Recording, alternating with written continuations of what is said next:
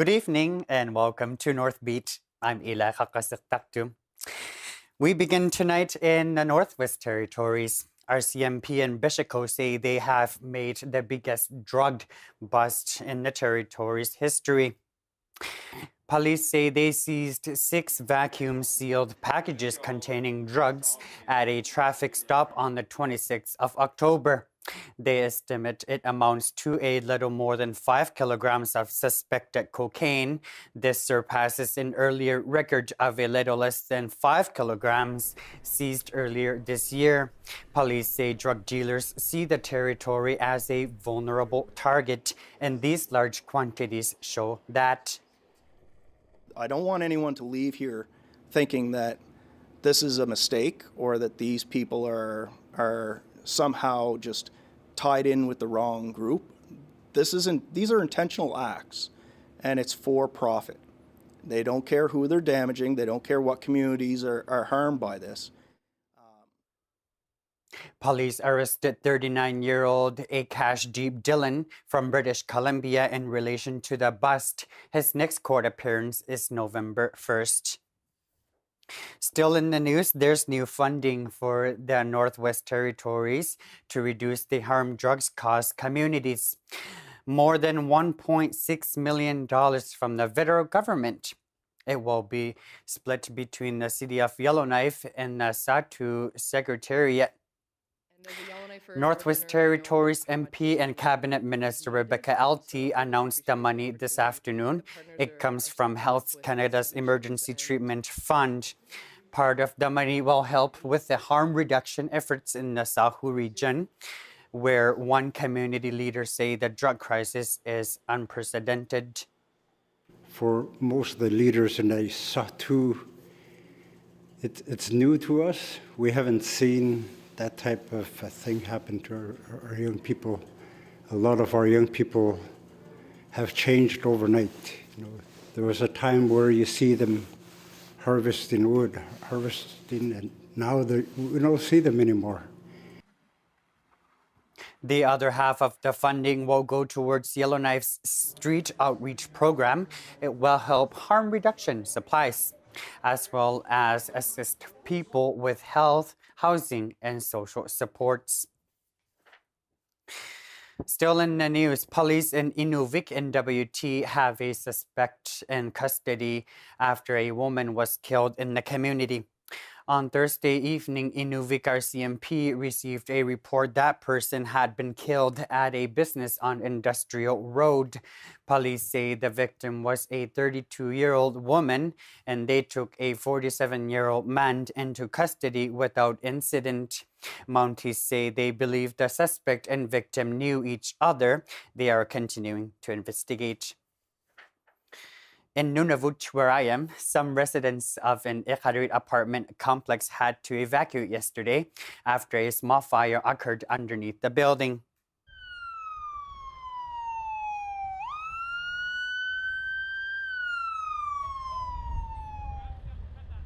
In a statement to CBC News from the city, the fire was brought under control and put out. The city says there was no structural damage and no injuries reported. The residents were allowed to return once the situation was under control. The city says the cause of the fire remains under investigation. Still in the news, the Northwest Territories government will not provide potable water or fire safety supplies to Yellowknife encampments, even after a tent at the camp by the Prince of Wales Northern Heritage Center went up in flames last week. Residents, meanwhile, don't plan to leave. Sydney Cohen has the details.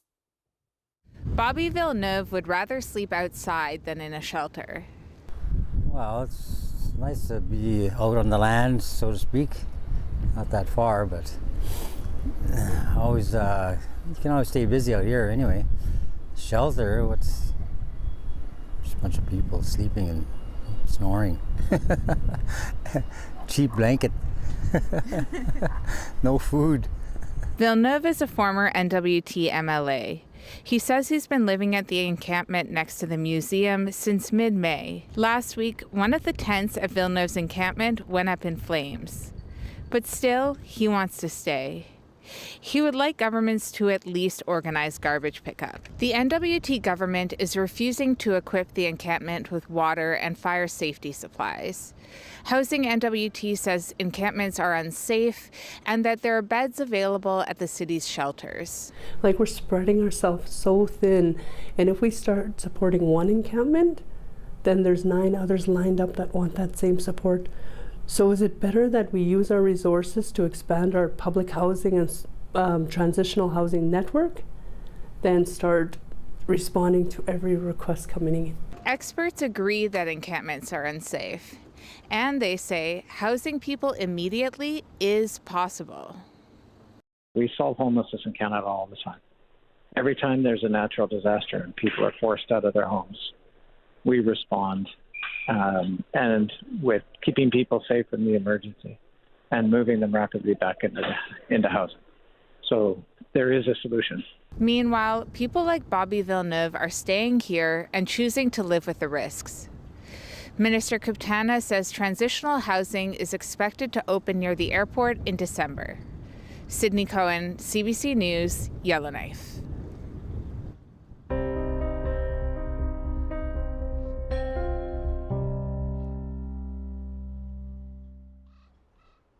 In the Yukon, there's no way for doctors trained outside of Canada or the US to get their medical license without leaving the territory for several years.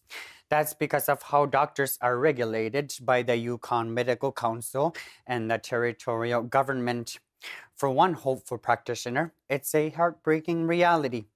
Isabel Rutenbeek reports. In Iran, Maya Rezai was a doctor. Here, she's a relief librarian at the Whitehorse Public Library. She wants to practice medicine in the Yukon, but doesn't want to leave the community she's built. Her options are to get a license from another Canadian province or get certified with one of the national bodies, both of which would involve years of living outside the territory. It's a problem the Yukon Medical Association, an advocacy organization, is fully aware of. They say the territory's regulations limit the pool of doctors the territory can recruit from. So who's at fault? The Medical Association say it's the government and the Yukon Medical Council that need to change the rules. It's not just the Yukon that does things this way. The same is true in Northwest Territories and Nunavut. Philippe Santos is a consultant for internationally trained doctors who want to stay in Canada. He says in the provinces, there's more options for internationals, but internationally trained doctors are essentially de-incentivized from moving to the territories.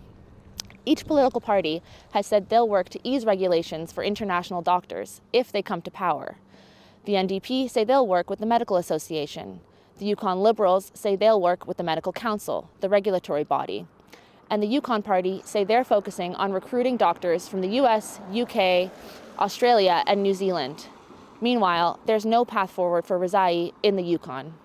Isabel Ruitenbeek, CBC News, Whitehorse. The Yukon election is just a few days away. Voters go to the polls Monday. 3 political parties are vying to form government. Our election reporters are following them closely.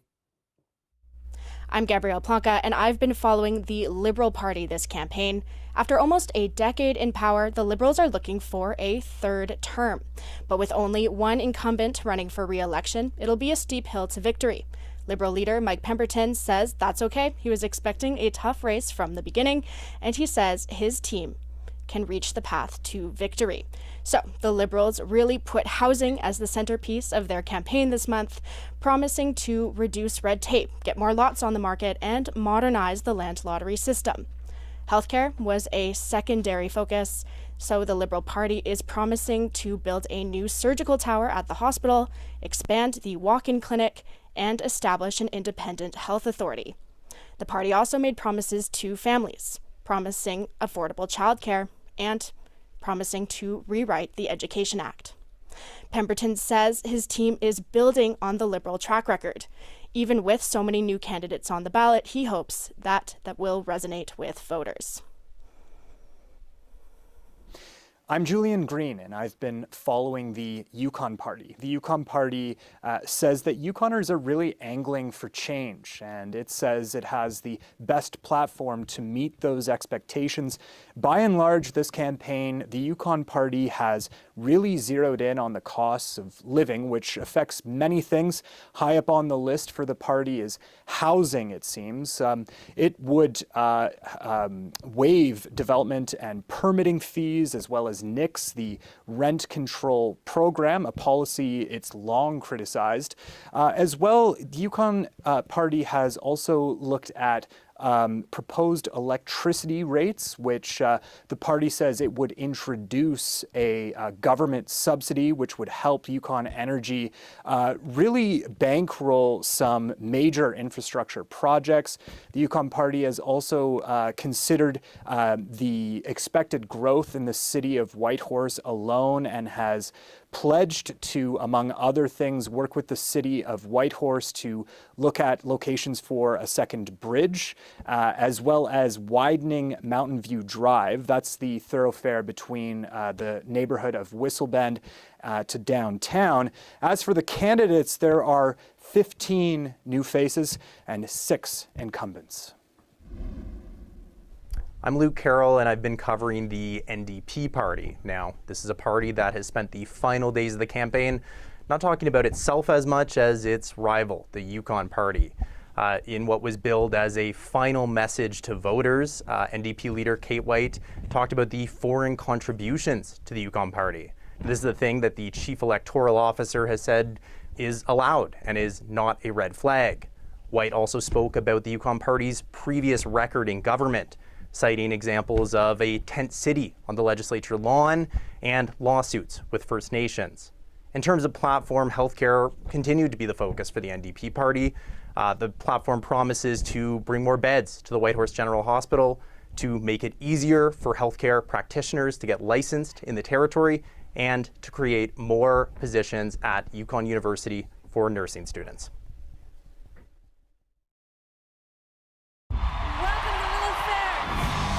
Singer Sarah McLachlan has launched an all-female tour. I was in disbelief that I'd never heard of it before. Paula Cole, Erica Badu, Sinead O'Connor, Missy Elliott, Sarah McLachlan, Sheryl Crow, Jewel. Promoter said, you can't put 2 women on the same bill, people won't come. And it put a huge fire under my butt to prove them wrong. Women singer-songwriters in the 90s, they're my Northern Stars. This is much bigger than what we even thought it could be.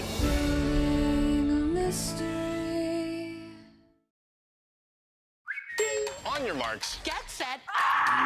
Miracles never cease. They're making more money than they have ever made in the history of the music business. I'm a nanny. Like Mary Poppins? It's like the Force. Sorry, have you seen Star Wars? No. Very predictable, you know that? I'm hardly predictable. Watch me follow my every move. I'm trying very hard not to connect with people right now.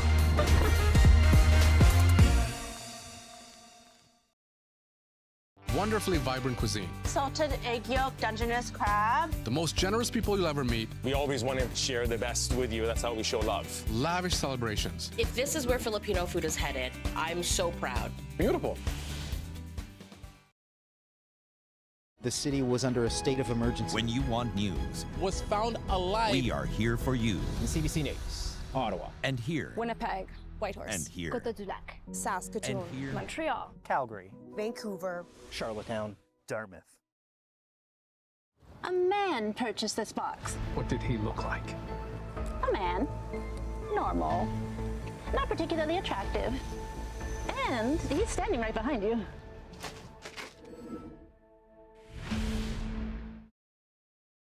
So, you want to watch the CBC News streaming channel? You can, wherever and whenever you want.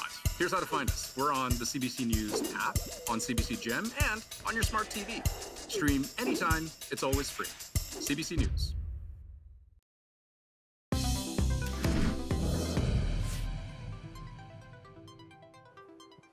A grandmother and grandson duo are bringing a Dene dialect to the airwaves in Fort Simpson, Northwest Territories. Avery Zingle visited them at their studio this week to learn more. Lidley Tegan Hardesty might just have one of the best coworkers in the world. His grandma. For the last year and a half, Tegan and Elizabeth have been broadcasting 1 hour of English and Denejatia radio. Hello, everyone. That was Jerry Rafferty with Baker Street, an all-time favorite on 90.7 FM. And speaking of all-time favorites, I'm here with Grandma Betty. And we're here doing the Dene Hour. Hi, I'm Tegan Hardesty, and I work at 90.7 FM with LKFN. Thank you for tuning in and listening to us every day. This has been Tegan Hardesty and Grandma Betty on 90.7 FM. We'll be back. It's a good way to get language out there, for me to reconnect with her, and overall get an understanding of some language aspects and different dialects. She points those things out, and it's been a great journey, just learning things and relearning things that I've totally forgotten.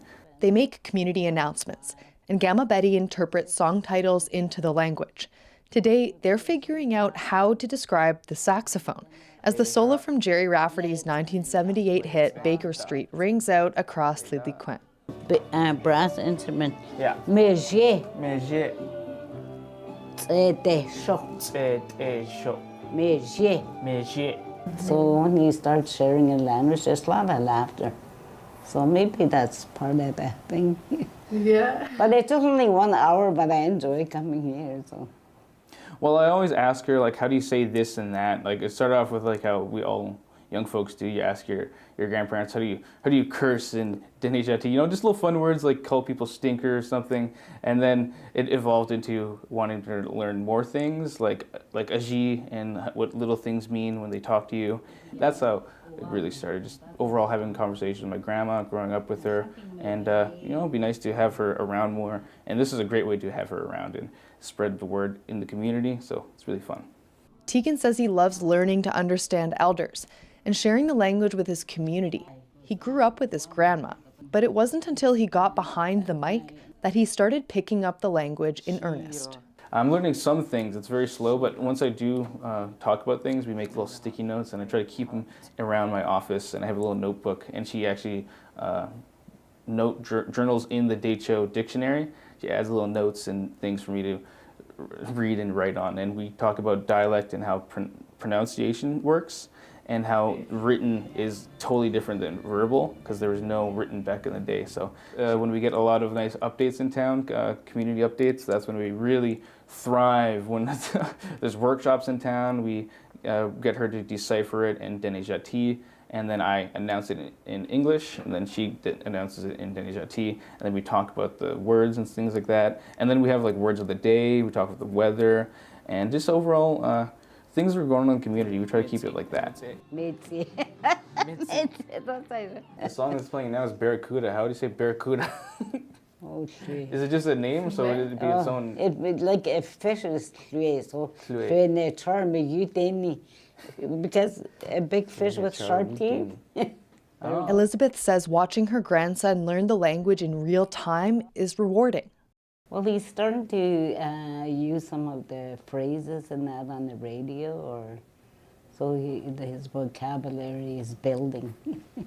Well, that's really good to see that you, like I guess my generation, we're trying to pass on our language to the future generation. So it's happening right before my eyes kind of thing, so it's very encouraging. She says residential schools tried to erase their language, but programs like this will help the language start to bounce back. Well, it's good because you're passing on the language in a different way outside the, classroom setting. And then they do some evening courses, but it's more like the classroom presentation. So this is a different style, more like the way that we were taught our language. So I'd say it made me appreciate life around town more, made me want to try to get more involved, especially since I work with LKFN, It's spent time to step into getting involved with things like drum dances, helping out around town, or just overall getting into Dene knowledge and learning my own language and sharing it as best as I can with my friends and family, because we all try to say fun things if my friends needs a lighter, we go like fire. So things like that, just working it into everyday life and trying to learn it as best as we can, and even as little as we can. It's as long as you're taking the steps to learn these things, and just proof that no one makes fun of you for learning it. Everyone helps you, and people may laugh when you say things, but that's not, they're laughing at you. They're laughing at like just how happy, they're happy to see someone else learning their language, our language. So it's all about the laughter steps and Dene culture, I think so. Tegan says people in town listen to Gamma Betty from everywhere, including their work trucks. They all tune into my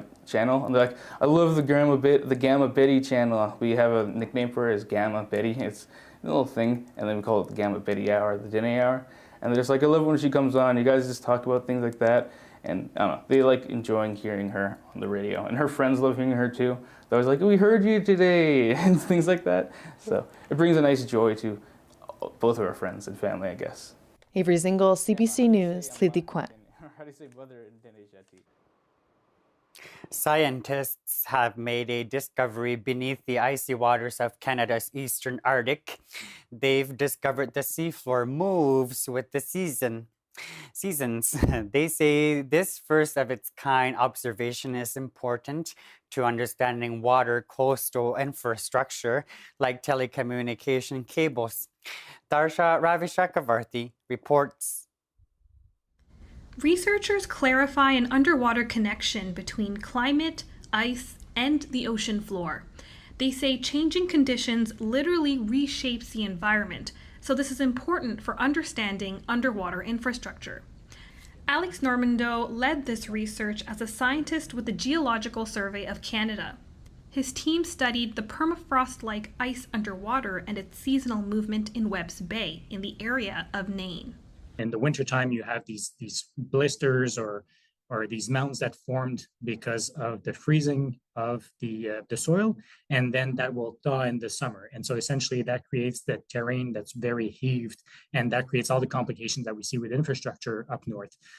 What we found is that those processes also happen underwater in Nunavut at least, and we suspect that it's happening also in Nunavut and elsewhere. They used high-resolution seabed mapping and temperature data to show that fresh water trapped in the seafloor sediments freezes in the winter, causing it to expand and push the seabed upward. When it thaws in the summer, the ground contracts, bringing the seabed back down. Inuit knowledge holder Ron Webb says much of the coastal ice they once used has disappeared. Well, I think it's really interesting that they found ice on the bottom of the bay, and it kind of relates to the core ice that we call on the land that we used years ago, because the core ice is what we used to use for if all the snow was melted and we were fishing. We could tell where the ice underground was, because of the mound, the pressure of the ice would push the ground up. So we could dig the ground away a little. We could get ice in August and use that to cool our fish that we were collecting, So now that is not seen anymore. Webb says the winters are much shorter than when he was a child growing up around Webb's Bay, and there's more rain. Michelle Saunders echoes the need to understand drastic changes in coastal ice when building homes near the coastline. She says Webb and the information from his family inspired the study. Ron was telling them stories about the core ice and the changes that they've seen in this area, which is actually why they focus specifically on Webb's Bay. This project is like a great example of how working with community can lead to better results. This is a process that's never been documented in the ocean before, and the science could inform how communities and industries plan infrastructure where oceans meet land. Darsha Ravi Chakravarthi, CBC News, Toronto. Today is Halloween. People across the country are decorating their houses and putting on costumes for trick-or-treating this evening. One white horse crafter is decorating her school bus. Isabella Calisi took a tour of her haunted vessel. Check this out. This is my kids' this year's look for Halloween. So as you come up, just be careful. There's a little bit of ice there. For the last 14 years, JJ Penrose has decorated her school bus for Halloween and Christmas, Valentine's Day, and pretty much any holiday or season during the school year. She puts up spider webs, ghosts, and paints some characters on the windows. She also dresses up the front of the bus with results of a kindergarten coloring contest and a raffle bucket, making sure every one of her 38 kids gets a prize. So each year I have a theme. This year we went for the spiders and the ghosts and that. And yeah, I just keep adding stuff, but they like the spider web, so I seem to be sticking to the spider web. So, and an easy clean so that I can just take it down. That's the other thing. So, and it has to be safe because we don't want things flying around. So I make sure everything is safe for them. She sets up the bus the week before Halloween, buying or reusing last year's decorations and putting her crafting skills to work for some of the grand prizes. Throughout the week, she hypes up the kids for the holiday by playing Halloween classics like Ghostbusters and Monster Mash. Why does she do it? No, I truly believe that when they're really listen to you, they need rewards too. So, and I want the bus to be fun for them to come on the bus and enjoy coming on the bus, but I also wanted them to know that when they listen and discipline is there, then they're rewarded. And this is some of the ways I reward them. I make them things and I just build up like that. For her draw, at the end of the day, one student will win a big prize, but everyone is going to walk away with a goodie bag to enjoy this Halloween weekend. Isabella Clesi, CBC News, Whitehorse.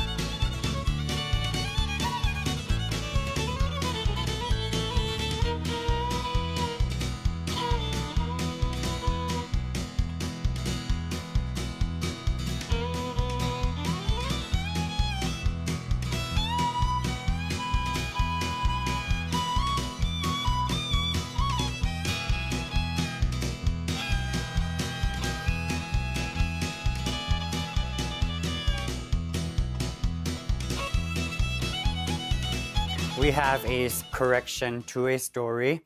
Earlier in the show, we told you police in Inuvik, NWT, have a suspect in custody after a woman was killed in the community. The killing was reported to Inuvik RCMP on Thursday. We reported the victim was 32, but RCMP say she was 38. That is Northbeat for tonight. For news anytime, head to cbc.ca/north. Thanks for watching. We leave you tonight with some Halloween video from Pauraduk, Northwest Territories.